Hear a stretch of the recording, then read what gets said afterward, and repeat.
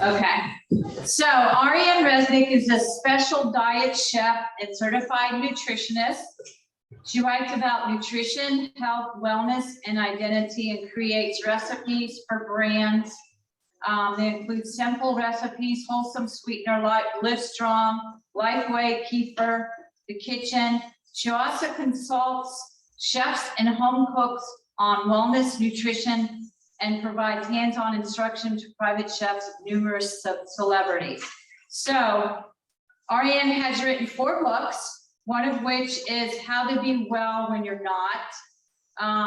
She's also written Wake Sleep, The Thinking Girl's Guide to Drinking Cocktails Without Regrets. That's an interesting, I gotta get into that, see what that's all about.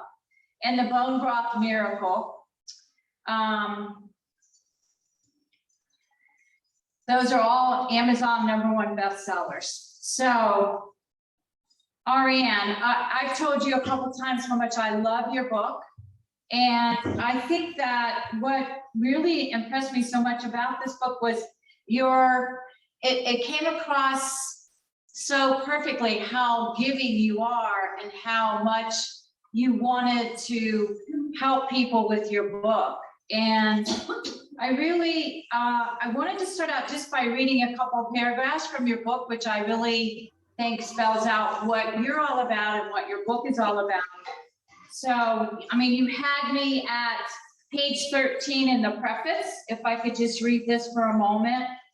I have your book right here. And it says, at the time, I just wanted to feel less alone. I wanted to put something out in the world that other people who weren't feeling well could pick up and read on their couches or in their beds. And that would make them in turn feel less alone. Illness is so solitary. No matter how many people surround you, it is difficult to feel deeply understood when you're sick. It's also a struggle to maintain the positive emotions we're told we should feel for those around us functioning in perfect health, and that inability can make us feel lonely. And that's so perfectly put. I also want to read one more thing.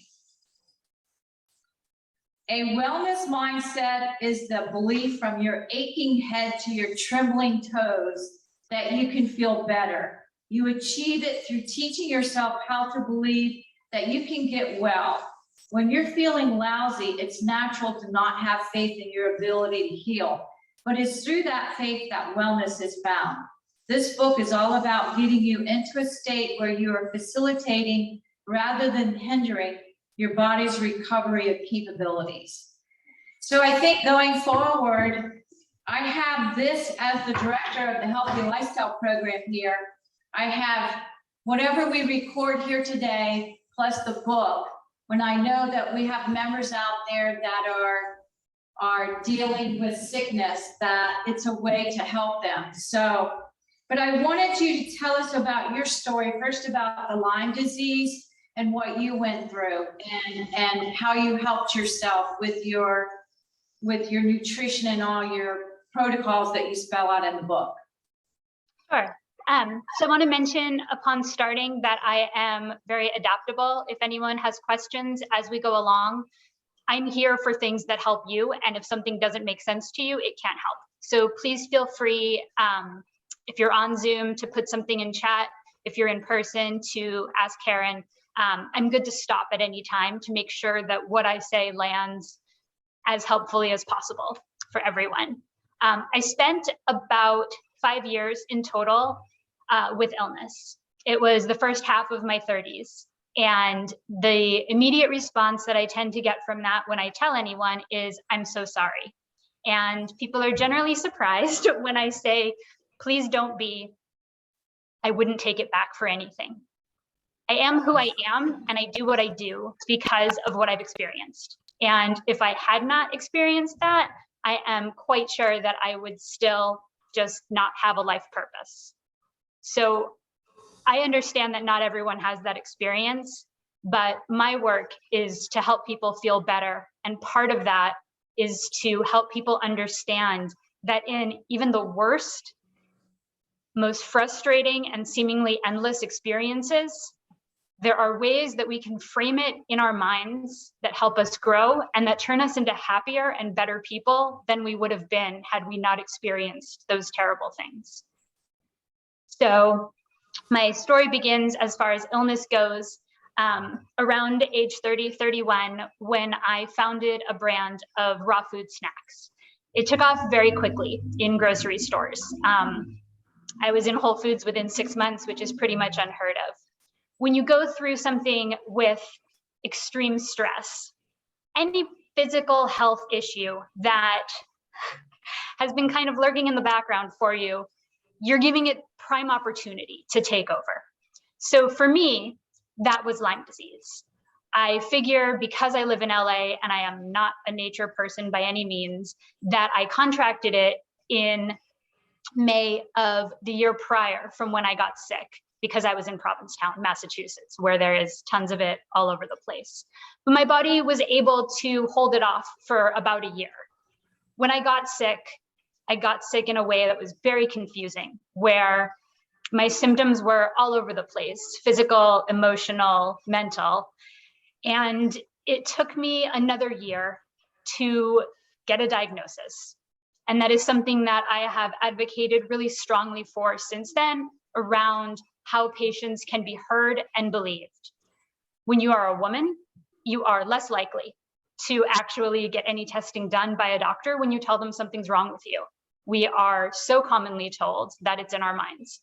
I was diagnosed with depression and anxiety and all sorts of things that, yes, I was experiencing, but I was only experiencing them because I was sick. It made me anxious and it made me depressed, but it was really challenging to find a doctor that would give me any tests at all. When I did, I had a Western medicine doctor, and I believe very strongly in science. Everything I do and everything I advocate for is science-backed. But I also believe that our system, as far as Western medicine goes, is not always designed to get people better. There are ways in which it is, and I was front of the line for the vaccine because that's, to me, one example of how that's the case. And there are other situations where it's just not going to be your best bet. So when I was diagnosed with Lyme disease, I was simultaneously diagnosed with about half a dozen other conditions that had been brought on by the Lyme disease. It had killed my thyroid. It had given me, it used to be called chronic fatigue. It's now called myocardial-encephalitis, but chronic fatigue, hormone dysfunction, candida, a whole list of things. And by the doctor, I was told that we would begin with 1 year of 3 different very intensive antibiotics at once. And that after that year, once I had gone through those, we would move to intramuscular antibiotics, and that potentially the year after that, we would move to intravenous antibiotics. I knew that was not the right path for me. When I looked into the effectiveness of that course of treatment, it was pretty minimal. It was only about 2/3 of people who would get better, and only about 1/3 of those people who did get better through intensive antibiotics who would stay better. And in the interim, I knew that it would wreck my digestive system and I'd be very unwell in enough other ways that I wasn't really looking to add to what I was already experiencing. So I was very fortunate in that my family is incredibly holistic. I grew up with a mom who ran a co-op out of our basement. We had very little commercial food. I credit spending time with her in our kitchen to how I became a chef, as someone who never went to culinary school. I leaned on my family, and through a lot of trial and error, I was able to eradicate the Lyme disease. I made a recovery that my Lyme disease doctor told me was pretty much impossible. And he said not only that it was one of the strongest he'd ever seen, but that I shouldn't consider it permanent, because at any given moment, when my immune system weakened, it was very likely that it would return. So when people ask how I'm now confident that I was able to actually get rid of it and it didn't have the opportunity to return, my example for that was what I went through next. I spent a total of about 2.5 years dealing with the Lyme disease from when I was sick to when I got better. I was better for less than a year before I moved into a home with a gas issue. And for about 6 months, I experienced slow, low dosage carbon monoxide poisoning. That experience made Lyme disease, which I thought was the worst thing I would ever go through physically, seem like not so big a deal. Because in addition to all of the physical problems from being gassed, it absolutely ruined my mind. I was told by the neurologist who I saw that my best bet was to go get comfortable. I had a formal diagnosis from Cedars-Sinai of Alzheimer's, and the only things offered to me were medications that would mask some of the symptoms I was experiencing, but wouldn't resolve anything and wouldn't give me an opportunity to find out when that issue ceased. For example, I had a migraine that didn't end, so I was offered migraine medication that I had to take daily. And I said, well, how will I know when the migraine goes away if I'm on migraine medication? They didn't have an answer. I had a really bad attitude through a lot of it. I had a really bad attitude through a lot of the Lyme disease, through most of it, until I started getting better. And I had an even worse attitude going through carbon monoxide poisoning because I was so angry that I'd had this huge, terrible experience. I learned from it. I became a better person. I became a nicer person. I became a more compassionate person. And not even a year later, I was sick again in a worse way. It impacted my life to an extent that I just did not have a life. Even things that I would do when I was unemployed in the past, because I couldn't, even things that I would do in the past when unemployed for fun, I couldn't do, like cook. I would do things like reach into the oven without oven mitts and burn my hands quite horribly. So I was really not functional. And I made a recovery from that I was also told was impossible. I leaned on my family for help through that in the same way that I did with Lyme disease. I kept trying different natural things until something worked. What ended up working more than anything else for the carbon monoxide poisoning was actually a very simple supplement that is a form of magnesium that is given to Alzheimer's patients. And it has been about 9 years since then. And I remain incredibly dependent on magnesium L-threonate. If I stop taking it, or even if I take 1 capsule a day instead of 2 or 3, I become so severely dyslexic within a week that I can barely read. So the brain damage from the carbon monoxide poisoning still, to an extent, exists in my brain and in my body and will not ever necessarily be gone, but I'm able to manage it in a way that it's pretty inconsequential. I wrote 300 articles last year. I couldn't do that if your mind wasn't working well. Yeah. Lyme disease, go ahead. That's an interesting part that you talked about, the magnesium and how that had such an influence on, you know, helping you mentally with the issues that you got from the poisoning. So you still need to take that. Yes, I take that. In terms of what I have been left with from 5 years of illness, my thyroid that the Lyme disease killed remains dead. I am reliant on T3, a quantity that supplements about 4/5 of what your body should create daily. So my thyroid stayed pretty much dead. And then this magnesium supplement for my brain. Beyond that, I don't have any more ailments than the average 40-something person could be expected to have. Lyme disease, I felt, go ahead. It's amazing that you're doing that well. Yes, it is. And that is exactly why I'm here, because when I got better from Lyme disease, I felt like it had made me a better person. But when I got better from carbon monoxide poisoning, I knew that I was here to help other people get better. And it was a very kismet situation that I feel completely was how things were supposed to go. the way that I ended up in the field that I'm in, I decided in early 2013 that I was better enough to start working again.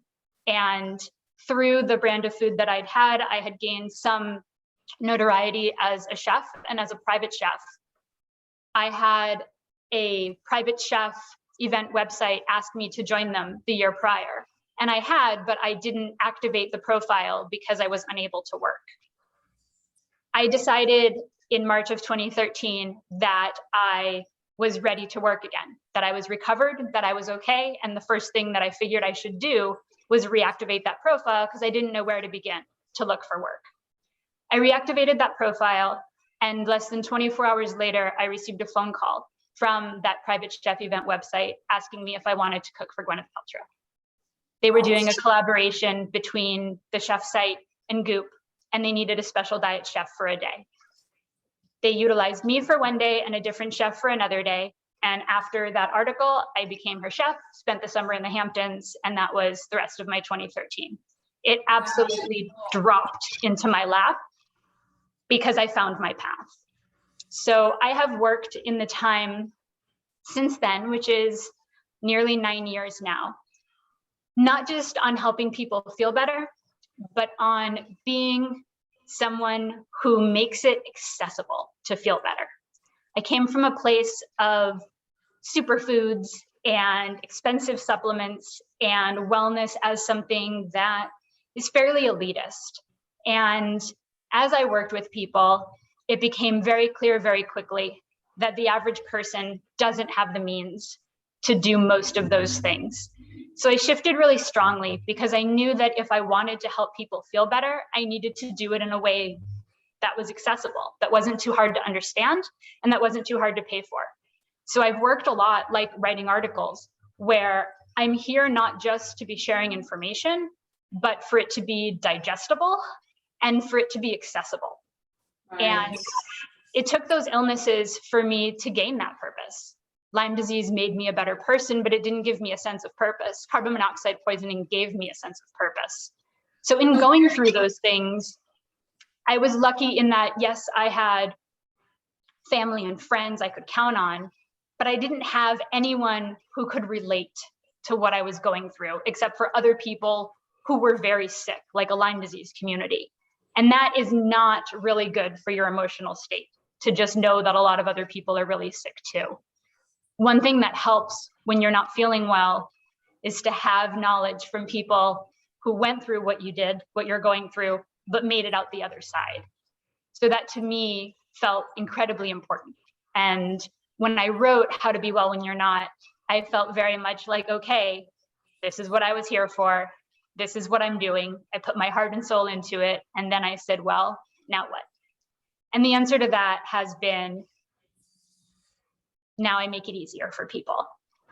All you have to do is open your website browser, type in something that happens to be for one of the sites I write for, and there are resources for you.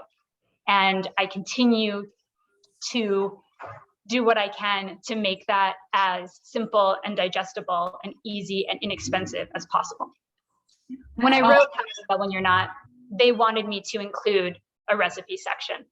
And I initially didn't want to, because it's so troublesome that there are certain foods that are supposed to work for certain things, and they don't necessarily. One thing that I had experienced when I had Lyme disease was that all these detoxifying foods that are supposed to be so healthy just made me feel sicker. So I worked with the publisher on that to make sure that everything that was in there was under the, by the premise that you are your own guide. And that's something that I've become incredibly staunch in my belief system about. You know your body better than anyone else. And no matter what a professional tells you, you know the answer better than they do about how you should be treating your body and what you should be putting in it. So there are many foods that are incredibly well proven to do certain things, but they aren't right for everyone. And they aren't right for everyone at any given time. So in that, I worked a lot to include the simplest and gentlest things that tend to work the most often for the most people. And also a plan to help people figure out what their body wants. Because when I began talking about intuitive eating, the main question I got was, how do I listen to my body? How do I know? Like, everyone talks about that, but it's sort of like telling people that they should meditate. It's a lot easier to do if someone guides you through it. Right. Yeah. Your recipe section, personally, I can only speak from trying some of the recipes and what I experienced, and I have tried a number of the recipes.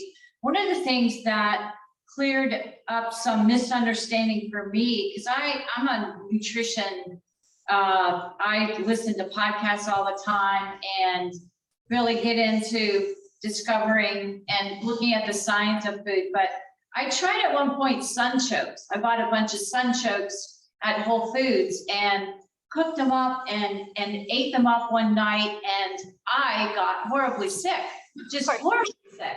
And I'm like, what's with this? It's supposed to be like Jerusalem artichokes are supposed to be the best probiotic. And then when I read your book and I looked at the slow cooked sunchokes and how you have to really cook them long enough to get rid of some of the fiber, now I'm ready to like maybe try them again. But before, it was like my stomach was so cramped up. It was the worst stomach I'd ever had. But also the recipes here are so, like you said, so gentle. One of the things that I did, because I just recently tested positive for COVID, and I was trying to figure out, I was doing like the turmeric and ginger tea, which I've been doing a lot. But I had forgotten about your the cough with the thyme, the recipe you have. Yes. There. So I forgot that was there, that could help me with my cough. So I made a copy of it and I put it inside my medicine cabinet door, so that the next time I have a cough or cold, I'm going to open up to get the cough medicine, and there's going to be your remedy there, and it's going to remind me this is something I can do, which is like a natural way to handle having a cough. So thank you for that. Yeah. But yeah, your recipes are so. I did try like the miso soup was really good, so I tried that as well.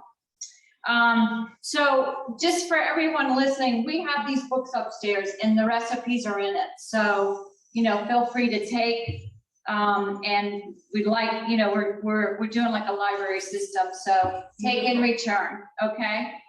So Ariane, one of the things I wanted to talk about too, which I think is really important to bring up here, is that you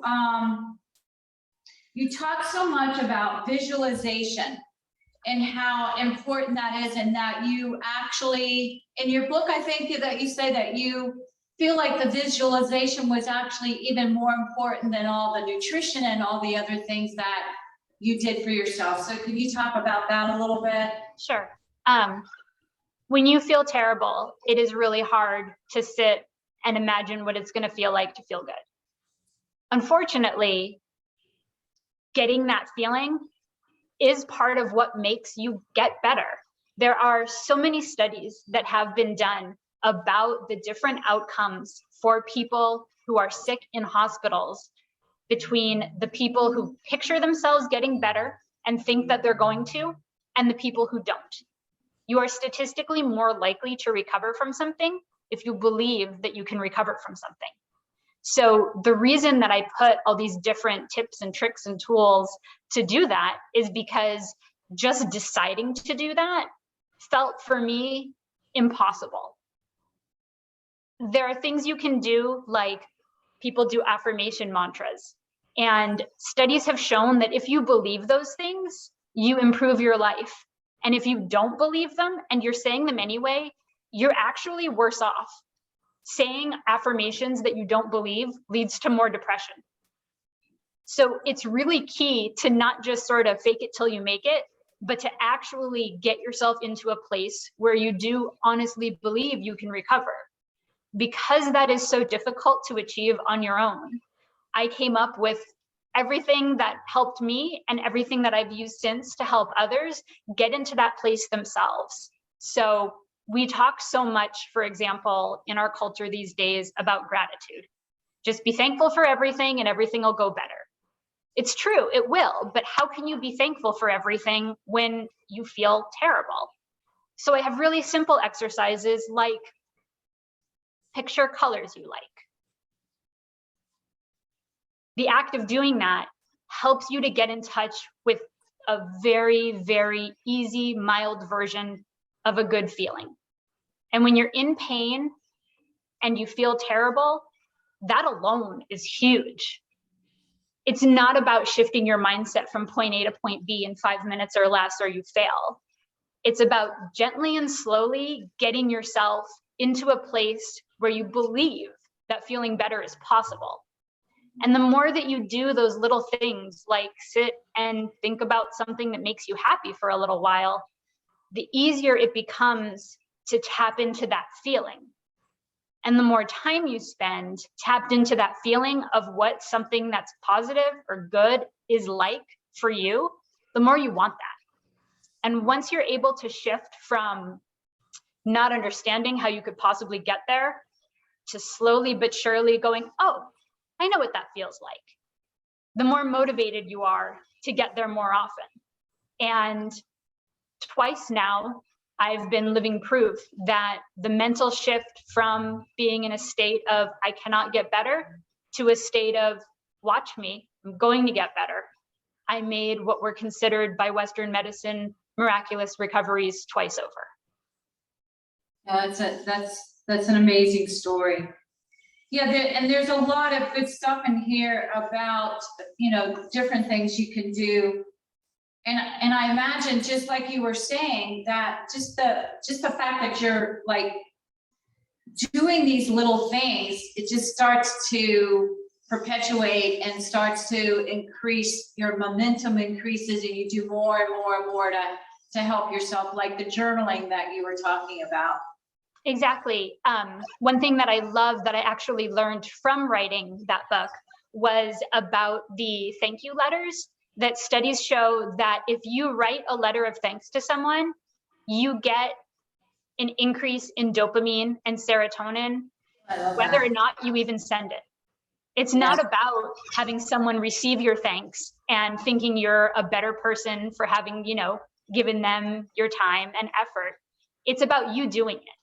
So it's in every way, just the acts of doing these things that seem so small that chemically make us feel better.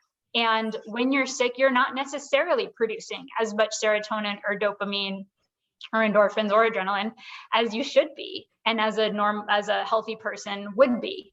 So taking those little actions that have been shown to make people feel better, it doesn't matter if you don't ever send that letter. It's in the act of doing it. And that's something that I think holds true on the food side of things too. Like with Time Tea, I found that, and I have it now as a go-to, because I was living in an apartment with terrible walls in 2014, where for a week, all I heard was my neighbor coughing, and it was driving me up a tree. And I Googled what would fix it that like would be natural and not have any terrible side effects, because the last thing I wanted to do was give someone something that would hurt them. So thyme was pretty universally, this will fix a cough, and there's like nothing terrible that can happen. No one is really allergic to it. Pretty baseline. You shouldn't be able to cause any harm with this. And I made a jar of it and I left it on her doorstep with a note, and it fixed her cough. And it just takes little experiences like those for us to understand that we are in a world full of things that are able to help us, both thoughts in our own mind and really simple ingredients.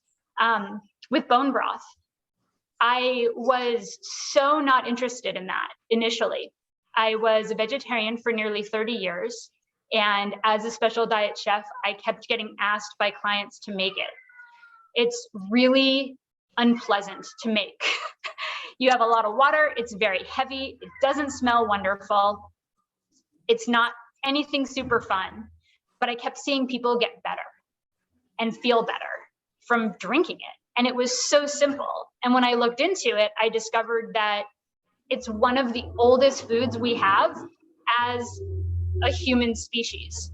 We began to boil the bones of meat of animals that we had eaten initially in incredibly primitive societies hundreds of thousands of years ago as a way to get rid of the waste from having eaten animals so that other animal predators wouldn't smell them and find them and then come hunt us as people.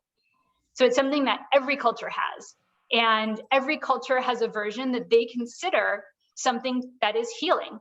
Chicken soup, pho. Every culture has a version, and it actually has healing properties.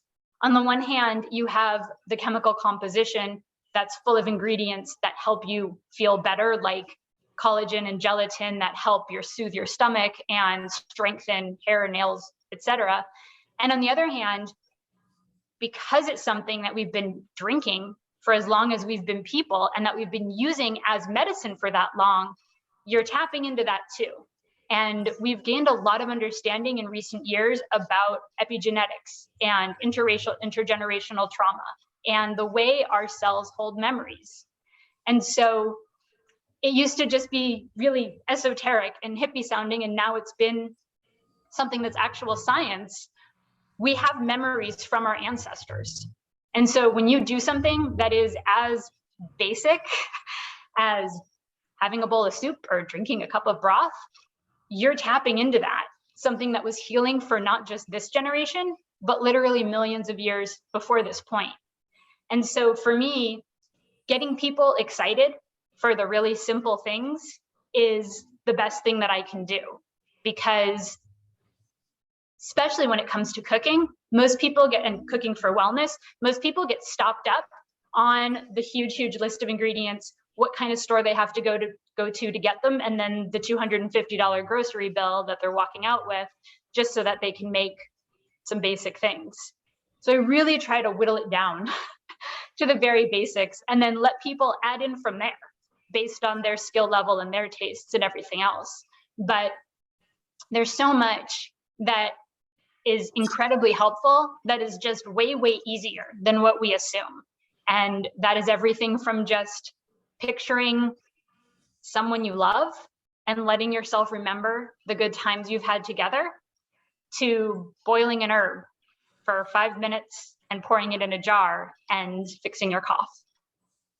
Yeah, they're both very soothing and very reassuring. So I was taken by, you talked a lot about how you changed, and you were a model earlier in your career.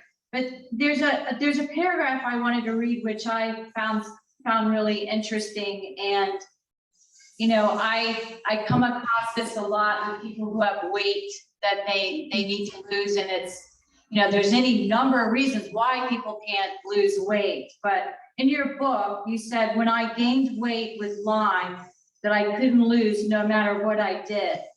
And in parentheses, toxins are stored in fat cells. So gaining weight is actually your body protecting you from your illness as well as it can. I finally understood that it wasn't such a cut and dried issue. I felt guilty and ashamed about all the people I told to just eat less. And, to having read this, and I mean, personally, I've been looking a lot at, because I'm the healthy lifestyle director, and I put on programs, and, weight loss is just such a big deal here. And it can be so complicated, so individual to lose weight, that and I think in another part, you talked about how you judge people for not reading.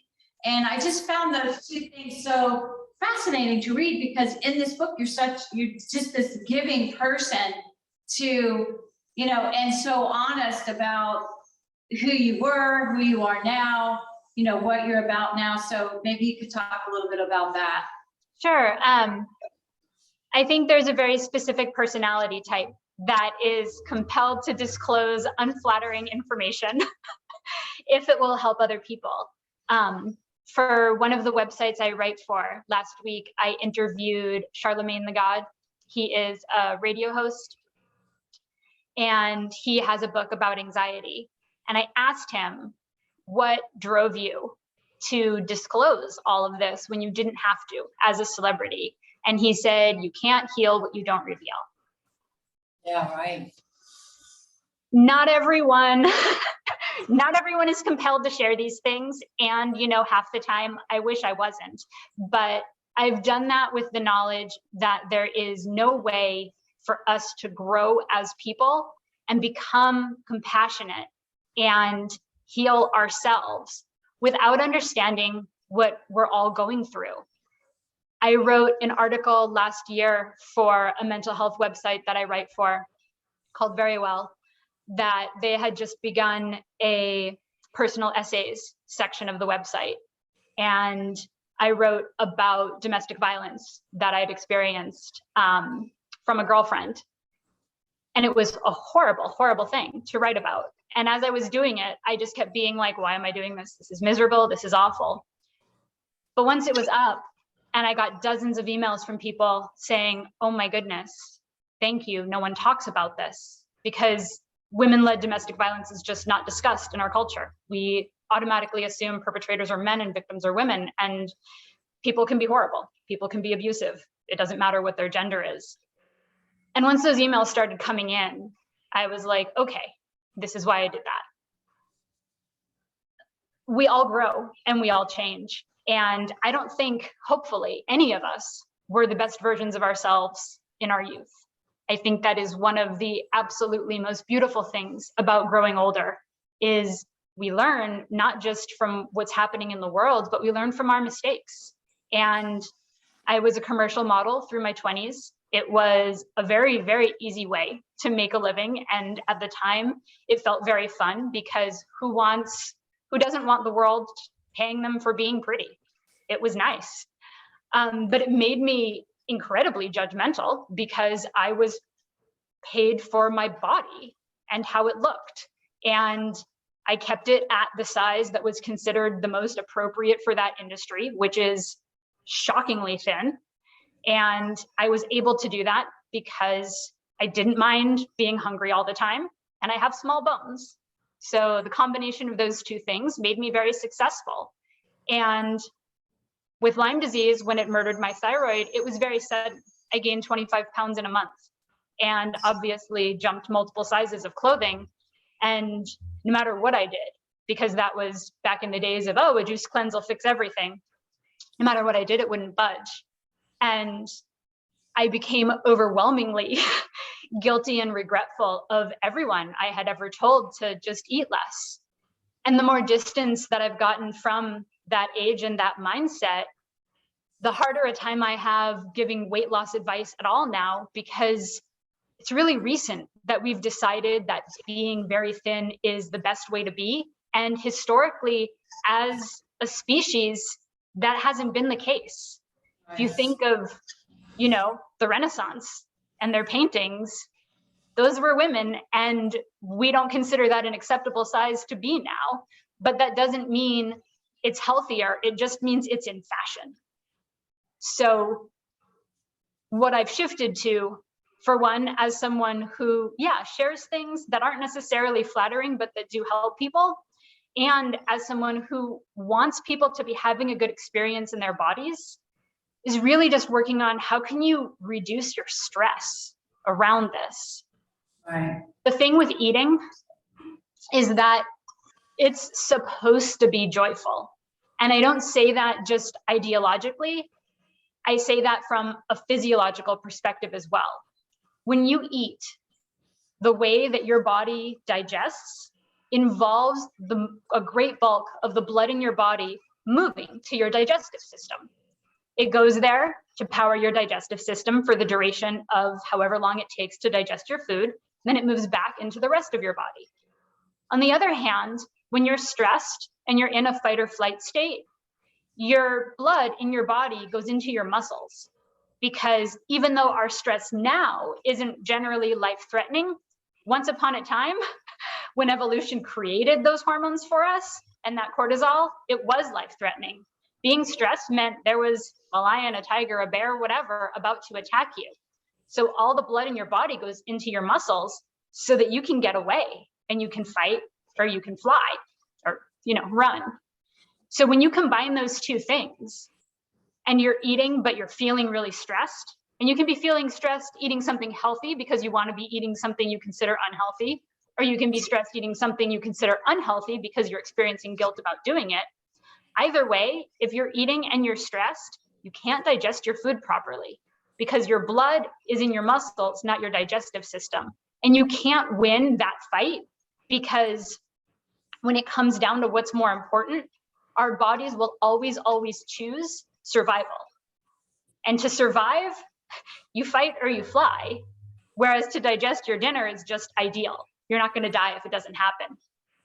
So this complexity that we have acquired around food and our bodies does not serve us in any ways whatsoever. And whether you want to be smaller or you're happy at the size you are, finding a way to feel at very minimum neutral about your body, not necessarily saying positive things that you don't believe, like I'm so beautiful when you don't feel beautiful, but just being able to acknowledge my body does a lot of important things. It takes me from here to there. It thinks, it speaks, it writes, it tastes, it does all these wonderful things. I acknowledge that. I'm happy for that. It does not do everything I want it to do, but that's reality right now. And I'm just going to chill about that. Then you can actually accomplish what you want to. But you can't when you're just stressed. And body neutrality is something that I've written about multiple pieces for different websites because I found it so shocking of a concept. What do you mean? We can just be okay with what our bodies can do and understand what they can't do and call it a day. It's so hard seeming, but if you can shift into a place where you accomplish that, all of the stress that you relieve makes you much healthier. Yeah, you write at one part in your book, I think it's during the Lyme disease stage, and you were talking to your therapist and she made mention that you can't be at war with your body. And that's kind of what you're talking about now. Yeah. What she said to me was the only way to win a war is to not fight. And some people dispute that, but there is no guaranteed better way to win than to just not engage. And we are constantly trying to get our bodies to submit to our minds. And we're not successful at that because our bodies are going to do what they're going to do. We all have a set point, it's referred to as nowadays, for our weight. Whether that's really tiny or not so tiny, it's the size that our particular body wants to be. And no matter what we do, whether we gain a lot of weight or lose a lot of weight, it's always going to try to migrate back to that set point. So having an understanding that we aren't all meant to fit into a specific box is incredibly stress relieving. Yeah. You answered that question so brilliantly. Thank you. Yeah.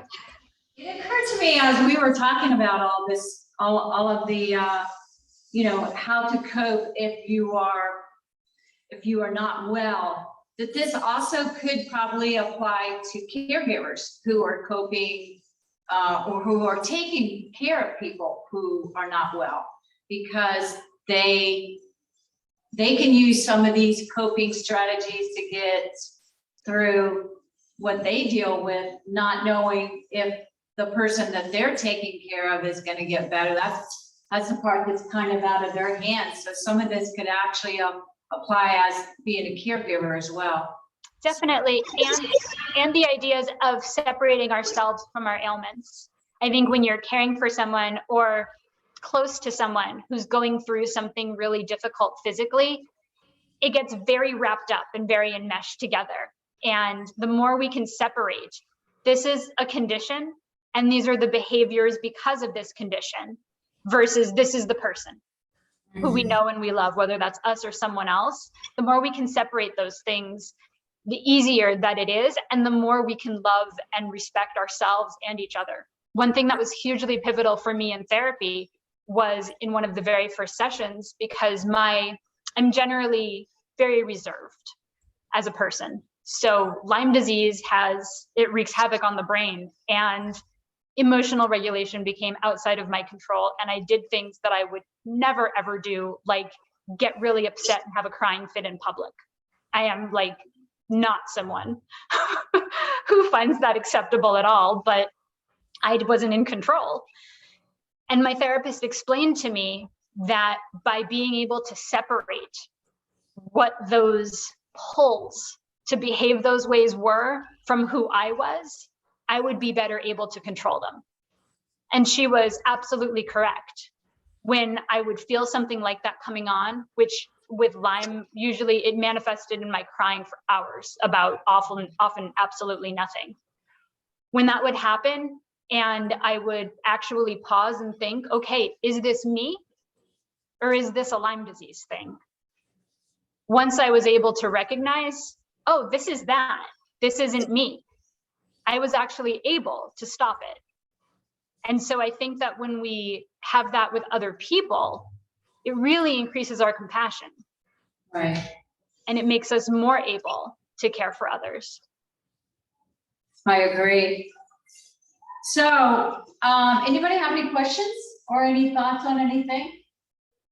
No? Okay, so how do we get to your articles? Because you talked, and when we talked on the phone, you talked about being more of a wellness writer now, and not so much the chef. So how do we find you? How do we get to all your articles? Yeah, so everything is on my website, which is just my name, arianresnick.com. It has links to all of my books, all of my articles, and everything else, and then social media as well.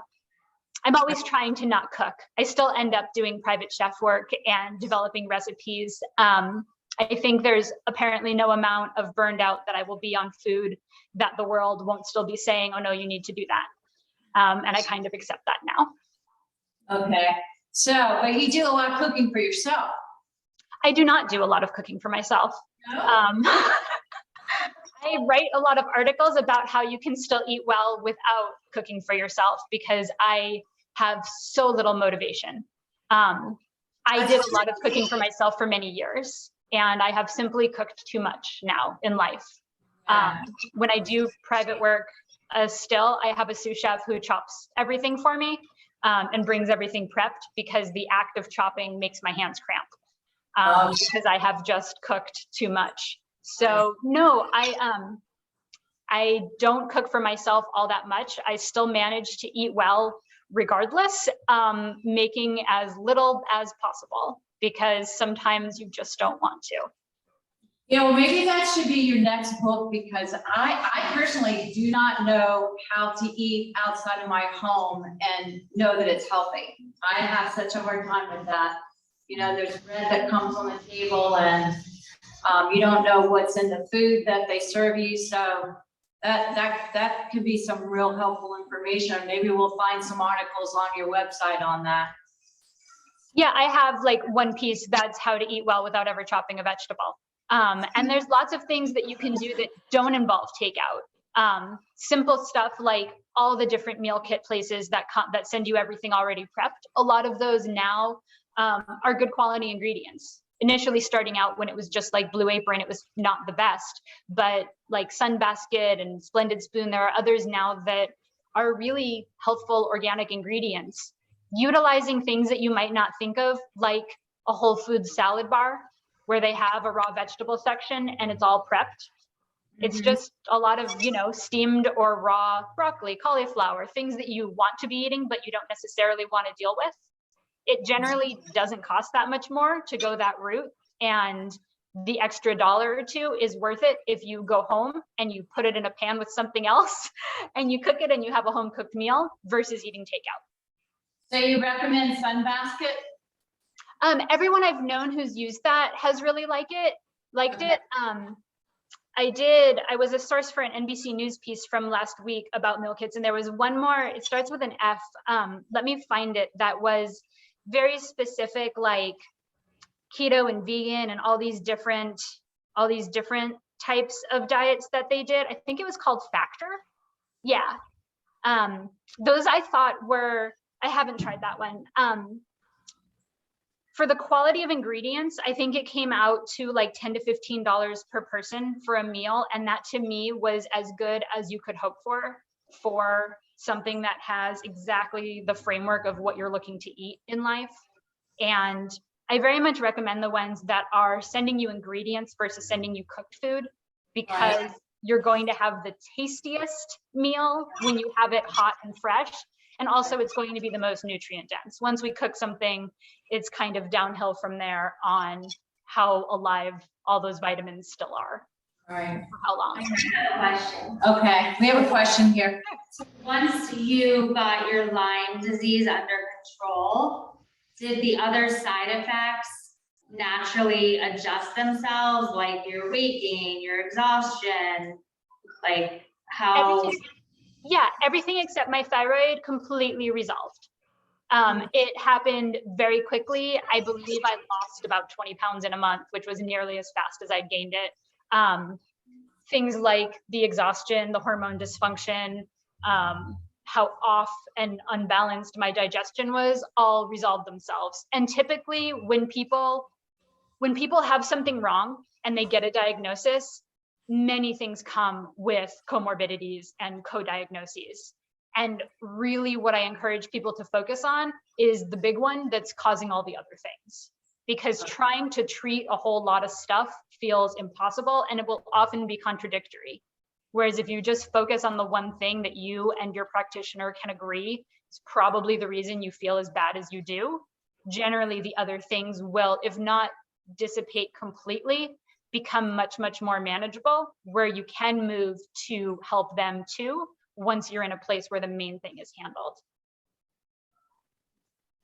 Yeah, I think the big takeaway and what I cared about the most from your book, and which I try to get on this kind of path with the community here, is that you just have as an individual so much power to take care of yourself, that, to move away from, prescriptions and treating symptoms and get more down to underlying issues with your nutrition, trying things out, trusting yourself, believing in yourself, and letting your body heal itself. And, I so love this book. I've told you that a number of times, because that was the biggest message for me. And that's what I really would love to put out in the community, just how powerful nutrition and your lifestyle and exercise and all those components just totally just change your life and make it better. So anyway, thank you so much for your time. What a wonderful gift and a wonderful interview with you and conversation. And thank you very, very much. I hope we can talk again. Thank you, my pleasure. And one thing that I want to mention based off of what you just said, in terms of how empowered we are, all of it, whether it's nutrition, exercise, medications, everything involves getting in touch with ourselves. And we don't realize how out of touch we are sometimes. So that's really what I like people to start with, are all the simple tips and tricks to just be in our bodies. Pay attention. That has more answers than you might think. Yeah, I agree. Well, thank you so much. Anybody have anything else? Nope. It was wonderful. Thank you so much. My pleasure. Thank you. Have a good afternoon. Thank you so much. That was really enlightening. I'm glad. Thank you. Have a good day. Bye-bye.